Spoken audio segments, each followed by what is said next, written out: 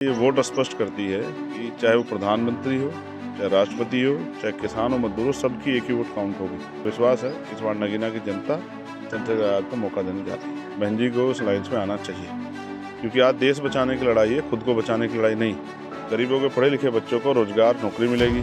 नमस्कार, स्वागत है आपका श्रेष्ठ यूपी में। आज हम आए हैं चंद्रशेखर आज़ाद जी के पास और करेंगे उनसे आगामी लोकसभा चुनाव को लेकर बात। जी, आपका स्वागत है। बहुत धन्यवाद। शेखर जी, चुनाव आ रहा है, गठबंधन को लेकर क्या रणनीति रहेगी और कहाँ से आप इलेक्शन लड़ रहे हैं? देखिए, गठबंधन जनता से होना जरूरी है, पॉलिटिकल पार्टियों के साथ साथ, क्योंकि जनता को वोट देनी है। बाबा साहब अम्बेडकर ने जब वोट का अधिकार दिलाया, ये वोट स्पष्ट करती है कि चाहे वो प्रधानमंत्री हो, चाहे राष्ट्रपति हो, चाहे किसान हो, मजदूर हो, सबकी एक ही वोट काउंट होगी। तो जब तक हम जनता के बीच में नहीं जाएंगे, जनता का विश्वास नहीं जीतेंगे, जनता को अपने साथ खड़ा नहीं करेंगे, तब तक कोई भी चुनाव जीता नहीं जाता। हम नगीना लोकसभा सीट पे हमारी पार्टी के आदेश अनुसार हमने बहुत मजबूत तैयारी की है, और वहाँ जनता का जो है समर्थन आज़ाद समाज पार्टी काशीराम को के इतने चुनाव निशान पर है। मेरा विश्वास है इस बार नगीना की जनता चंद्रशेखर आजाद को मौका देने जा रही है। इंडिया गठबंधन की बात चल रही है, कहा जा रहा है कि बहुजन समाज पार्टी की जल्द आ सकती है। दूसरी तरफ आकाश आनंद को वाई श्रेणी की सुरक्षा मिली है, तो क्या लगता है आपको, ये आएंगी या नहीं? देखिए, मैं तो स्वागत करता हूँ और मैं अपील भी करता हूँ कि बहन जी को इस लाइन्स में आना चाहिए, क्योंकि आज देश बचाने की लड़ाई है, खुद को बचाने की लड़ाई नहीं। देश बचेगा तभी इंस्टीट्यूशन बचेंगे, देश बचेगा तभी आरक्षण बचेगा, देश बचेगा तभी जुल्म जाति होना जो है वो बंद होगा, देश बचेगा तभी गरीबों के पढ़े लिखे बच्चों को रोजगार, नौकरी मिलेगी, बैकलॉग होगा, प्रमोशन रिजर्वेशन आएगा, गरीबों को ज़मीन मिलेगी, उद्योग धंधे लगेंगे तो जनता के जो है जनता की जेब में पैसा आएगा। महंगाई बेरोजगारी पर भी लगाम हम भारतीय जनता पार्टी को हटा के लगा सकते हैं। तो इसलिए मैं तो उनसे अपील करूँगा कि उनको आना चाहिए बिना किसी डर के, और हम लोग उनके साथ हैं।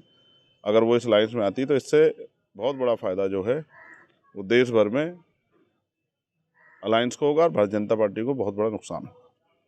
अखिलेश यादव जी पीडीए की बात करते हैं, इंडिया गठबंधन की बात करते हैं, और राज्यसभा में एक भी पिछड़ा वर्ग का कोई या दलित वर्ग का, मुस्लिम वर्ग का नहीं भेजते। तो इसके चक्कर में उनकी पार्टी के कई एमएलए चले गए, मुख्य सचेतक जो हैं वो पार्टी छोड़ गए। क्या कहेंगे? देखिए, जिन लोगों ने पार्टी छोड़ी, शायद इसी कारण पर ना छोड़ी, और भी उनकी समस्याएं हो सकती हैं, लेकिन ये उनकी पार्टी का फैसला है, इस पर मैं कुछ ज़्यादा नहीं कह सकता। उनका नारा भी उनका है और उनकी फैसला भी उनकी पार्टी का है। उन्होंने अगर कोई नारा दिया या कोई फैसला लिया, सोच समझ के लिया होगा। हम अपने दल के प्रति, विचारधारा के प्रति, महापुरुषों के आंदोलन के प्रति जिम्मेदार हैं। हम अपने काम को जिम्मेदार से कर रहे हैं।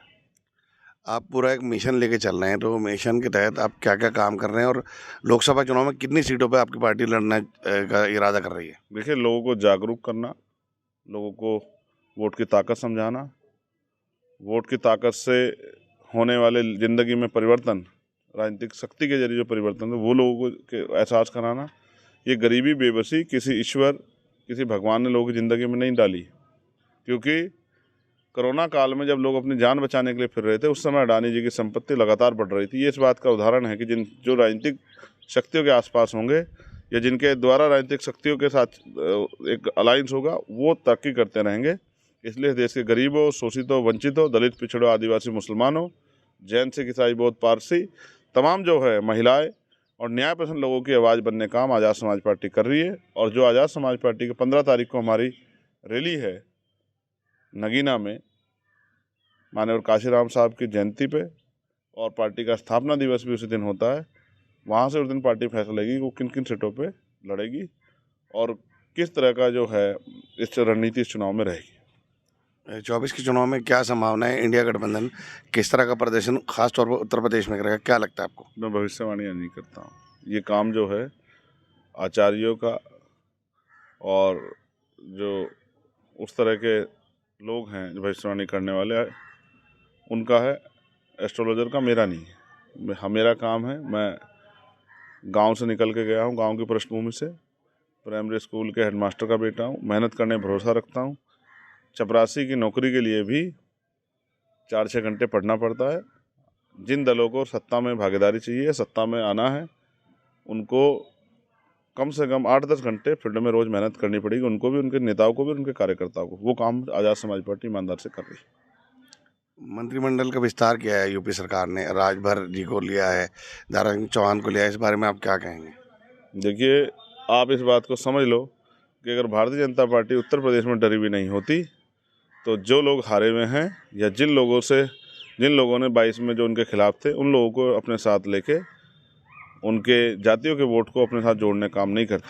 इसका मतलब है भारतीय जनता पार्टी डरी हुई है उत्तर प्रदेश में। और दूसरा, बड़े पैमाने पे भारतीय जनता पार्टी ने जो वादे किए हैं वो वादे खोखले हैं, विकास के भी हों या जो और नौजवानों के साथ अभी जो पेपर भर्ती में जो घोटाले हुए, पेपर लीक हुए, तमाम तरह से जिस तरह से 69 शिक्षक भर्ती में घोटाले हुए, लोग परेशान हैं। इसलिए भारतीय जनता पार्टी को इस तरह कदम उठाने पड़ रहे हैं। और अभी तो भविष्य में देखें भारतीय जनता पार्टी आगे आगे क्या करती है। अगर ताकतवर होती तो इस तरह के अपने दम पे लड़ती, फिर इस तरह के अलायंस नहीं करती। ये स्पष्ट उदाहरण है कि सिर्फ भारतीय जनता पार्टी सत्ता में रहना चाहती है, इसलिए हर व्यक्ति को अपने साथ लेके कोशिश ये कर रही है कि सत्ता में बने। विपक्ष को भी इससे सीखना चाहिए।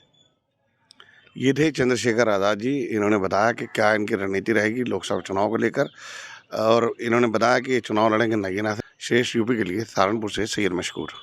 उत्तर प्रदेश की हर खबर से अपडेट रहने के लिए श्रेष्ठ यूपी को करें सब्सक्राइब, बेल आइकन दबाएं और देखते रहें श्रेष्ठ यूपी।